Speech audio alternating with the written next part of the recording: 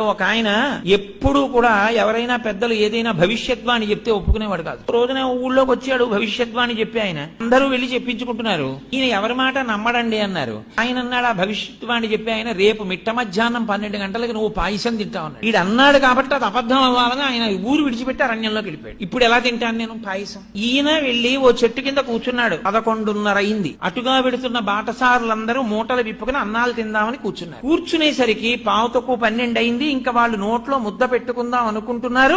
దారి దొంగలు వస్తున్నారన్నారు. వీళ్ళందరూ విప్పిన మూటలు విప్పినట్టు వదిలేసి పారిపోయారు. ఈయనొక్కడు మాత్రం అయ్యి బాబు ఇప్పుడు పారిపోవడం ఎందుకు, మనం 12 అయిపోతోంది, మనం ఎవ్వరికంటా పనకూడదని ఓ చెట్టే ఆ చెట్టే ఎక్కి పైన కూర్చున్నాడు. దొంగలు వచ్చారు. 5 నిమిషాలు తక్కువ 12 అయింది. ఒరే మంచి ఆకలి మీద ఉన్నాం, భలే ఉందిరా, అన్ని పాయసాన్నాలే, ఒరే పాయసాన్నం మిగిలిందిరా తినేద్దాం అన్నారు. ఒరే ఆగండి ఆగండి, వాళ్ళు అన్ని పట్టుకెళ్లిన వాళ్ళు పాయసాన్నాలు ఎందుకు వదిలేశారా?